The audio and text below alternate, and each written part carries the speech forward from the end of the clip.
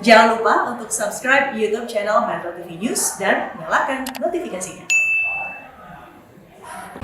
Ya, pemirsa, lalu bagaimana penanganan warga yang terpapar virus corona varian baru B117 dan bagaimana upaya pencegahan penyebarannya? Kita akan berbincang bersama dengan Wakil Wali Kota Bogor, Dedi A. Rahim. Pak Dedi, selamat pagi. Selamat pagi, Mas Egan.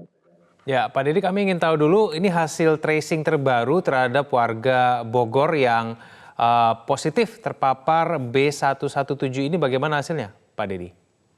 Ya, jadi kami sudah mendapatkan informasi dan kronologis yang lebih lengkap ya. Yang pertama, warga Kota Bogor ini memang kembali dari luar negeri ke Jakarta ya, ke Indonesia itu tanggal 1 Februari yang lalu. Nah, di bandara tentu dilakukan semacam screening ya, di mana warga yang baru kembali dari luar negeri itu kan dilakukan karantina. Nah, di tanggal 2 Februari yang bersangkutan dilakukan tes PCR pada saat dilakukan karantina di sebuah hotel di Jakarta. Nah, hasilnya baru didapat sekitar tanggal 4 Februari yang menyatakan bahwa yang bersangkutan itu positif COVID-19. Nah, dari situlah kemudian kita Kementerian Kesehatan memonitor terus ya sampai dengan beliau sehat ya, sekitar tanggal 13 baru dinyatakan negatif COVID. Nah, tanggal 16 yang bersangkutan kembali ke Kota Bogor. Di luar itu oleh Kementerian Kesehatan melalui Litbangkes dilakukan semacam genome sequencing test namanya. Nah, yang hasilnya sangat lama ya, kurang lebih 2 minggu. Nah, dari situ kita baru mendapatkan informasi kemarin tanggal 12 atau 13 Maret yang menyatakan bahwa virus yang diidap oleh yang bersangkutan ini termasuk virus yang ganas yaitu tipe B117. Akan tetapi yang bersangkutan pada tanggal 13 lalu itu sebetulnya sudah 13 Maret ya, sudah kembali ke luar negeri karena yang bersangkutan itu bekerja di offshore di luar negeri. Jadi sebetulnya kalau dari proses yang positif terkonfirmasi COVID ini sebetulnya sudah selesai. Hanya yang masih dalam konteks monitoring dan kemudian kita lakukan tracing adalah kepada kontak erat keluarga yang ada di Bogor. Nah, jumlahnya ada 16 dan ini masih sedang menunggu hasil swab testnya dalam 1-2 hari ini. Baik, berarti sudah sempat dinyatakan negatif begitu Pak Dedi ya? Sudah sempat, jadi kan yang bersangkutan itu sudah hampir 12 atau 13 hari dilakukan isolasi ya di Jakarta. Kemudian yang atas inisiatif sendiri setelah keluar dari isolasi itu melakukan rapid test antigen dinyatakan negatif. Nah, barulah kembali ke Bogor melakukan isolasi lagi di rumahnya ya selama 2 hari baru ketemu dengan keluarganya kurang lebih di tanggal 16 Februari. Nah, Jadi yang baru menjadi masalah terungkapnya sebetulnya beberapa hari ini begitu karena proses ya genome pemeriksaan itu yang sequencing. lama atau kenapa Pak Dedi? Ya betul, karena kan mungkin berbeda ya, kan ini dilakukannya kan secara random. Jadi dari ribuan orang yang masuk ke Indonesia, tidak seluruhnya satu persatu dilakukan genome sequencing test. Nah, dari kebetulan aja ini random ya, dan kebetulan akhirnya diketahui bahwa dari salah satu yang dilakukan random ini adalah membawa virus B117. Nah, mungkin kalau ke depan jumlah sampelnya harusnya diperbanyak. Takutnya memang kalau tidak hati-hati, apalagi kan dari luar negeri ini dia melakukan tes rapid test antigen, bukan PCR lagi. Jadi takutnya kan kalau antigen mungkin tingkat akurasinya hanya 90% ya. Kalau kemudian kita tidak hati-hati tentu kemudian nanti menyebar di keluarga ini juga berbahaya. Oleh karena itu kita kan sedang menelusuri, kita sudah lakukan tracing ada 16 orang ya yang sudah di-trace dan kita lakukan PCR test dan kita sedang menunggu. Mudah-mudahan sih tidak ada paparan ya kepada keluarga. Ya, baik. Ini luar negerinya di mana sih Pak Dedi? Yang bersangkutan itu kan bekerja di kawasan Afrika ya, kemudian melakukan transit di Dubai selama 1 hari, baru kembali ke Indonesia esok harinya.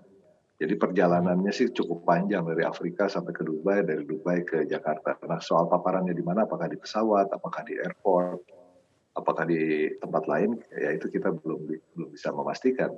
Tapi yang pasti setelah masuk ke Indonesia dilakukan PCR test yang bersangkutan positif COVID.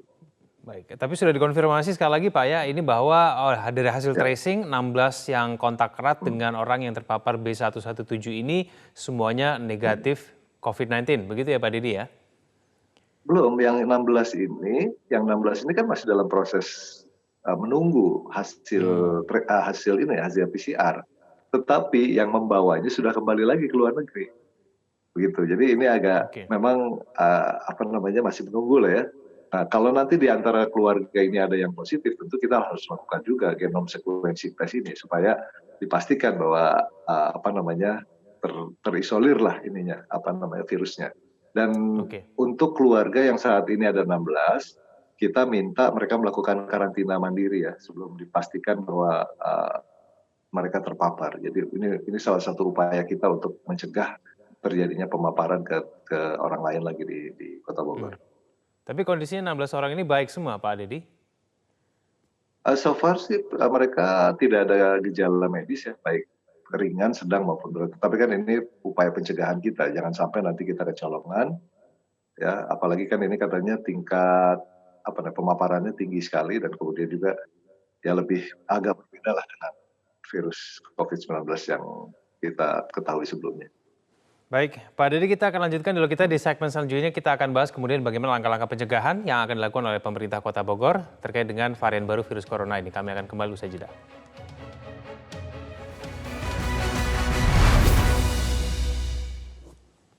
Kembali bersama kami di Metro Pagi Prime Time. Kembali kita lanjutkan bersama dengan Wakil Wali Kota Bogor. Pak Didi, lalu kemudian yang akan dilakukan oleh pemerintah Kota Bogor ke depannya untuk melakukan pencegahan terhadap varian baru virus corona ini seperti apa Pak Didi? Ya sebetulnya sih harusnya di pihak kementerian ya, dalam hal ini pada saat banyak sekali masyarakat Indonesia yang baru kembali dari luar negeri atau masyarakat asing ya yang datang ke Indonesia, memang saya belum tahu ya jumlah berapa banyak random test yang dilakukan oleh kementerian ya. Akan tetapi ini kan salah satu contoh di mana akhirnya kita bisa mengetahui bahwa virus jenis baru ini kan masuk ke Indonesia. Nah, bagaimana kalau misalnya kemudian prosesnya tidak ketat gitu kan? Nah, sementara kalau memang banyak yang lolos, kemudian berinteraksi dengan keluarga dan akhirnya nanti terpapar, itu akhirnya akan merugikan kita juga. Jadi kita sih meminta kepada pihak kementerian barangkali bisa lebih banyak ya jumlah sampel spesimen tes yang dilakukan sehingga akan lebih banyak terungkap bahwa potensi risikonya ada di mana saja. Dan tentu ini juga menjadi kewajiban kita bersama untuk tetap waspada karena konon katanya kan ini meskipun belum banyak, tetapi kalau sudah masuk nanti kita sendiri akan repot. Padahal kita sudah berada pada posisi di mana statistik penularan ini kan lumayan sudah agak melandai sebetulnya. Iya. Bagian, Pak. Tapi perlu khawatir tidak sih Pak Didi terkait dengan varian baru corona ini? Perlu khawatir ya? Halo? Ya, Ya. Mas? Ya, kalau menurut saya sih tentu ya. Jadi kita sendiri kan belum tahu, kita belum banyak mendapatkan informasi apa bedanya dengan strain yang sebelumnya. Tetapi kalau tidak salah yang saya mendapatkan informasi dari Dinas Kesehatan menyatakan bahwa virus ini lebih cepat proses paparannya lah kepada manusia begitu. Jadi tingkat virulensinya lebih tinggi. Nah, ini yang mestinya kita hadapi bersama dengan tadi melakukan berbagai filter ya, melakukan saringan-saringan, terutama yang dari mereka yang baru kembali dari luar negeri. Dan setahu saya ya dari sekian banyak ini adalah kasus ke-7 di Indonesia yang ada. Nah, jangan sampai nanti ada kasus-kasus baru kemudian kita lalai dan kita kan di daerah tentu tidak cukup paham ya bagaimana melakukan langkah-langkah penanganan secara kuratifnya. Nah, paling tidak nanti mungkin ada penjelasan yang lebih akurat dari Kementerian Kesehatan Republik Indonesia. Ya. Jadi sejauh ini pemerintah Kota Bogor menerapkan protokol kesehatan masih sama begitu ya penerapannya dan pemberlakuannya terhadap varian corona yang masih yang selama ini kita ketahui begitu ya Pak Dedi ya? Ya kalau sejauh ini kan masih sama aja. Ya kita tahunya kan virus corona saja kan, COVID-19. Bahwa kemudian ada semacam tipe baru ya kita tetap treatmentnya sama. Nah, tetapi pemerintah Kota Bogor sampai dengan saat ini masih melakukan 3T ya, tracing, kemudian treatment dan testing ya yang cukup masif sehingga kita lebih bisa melihat seberapa jauh peta potensi risikonya dan kemudian bagaimana langkah-langkah yang harus diambil. Nah, termasuk juga kan sekarang dengan vaksin ini sebetulnya membuat optimis warga dan ya paling tidak ada satu upaya baru ya untuk memutus rantai penyebaran COVID-19 ini di Indonesia. Dan baik, Pak Dedi, perlukah kemudian ada pengetatan protokol kesehatan mungkin di sana yang dilakukan oleh pemerintah Kota Bogor dengan varian baru virus corona ini? Tentu ya, ini harus ada semacam sosialisasi kepada masyarakat. Jadi paling tidak masyarakat apabila mengetahui ada seseorang yang baru kembali dari luar negeri, ya jangan langsung berinteraksi. Ya meskipun misalnya sudah dilakukan kan pertama waktu masuk itu kan dikarantina dulu sebelum dilakukan pengambilan spesimen swab testnya. Nah apabila kemudian diambil spesimen swab test menyatakan bahwa positif, nah inilah faktor kehati-hatian ini harus lebih tinggi. Nah apalagi yang hasil PCR test dari mereka yang berkembang di luar negeri ini tidak seluruhnya dilakukan genome sequencing test, hanya sifatnya random saja.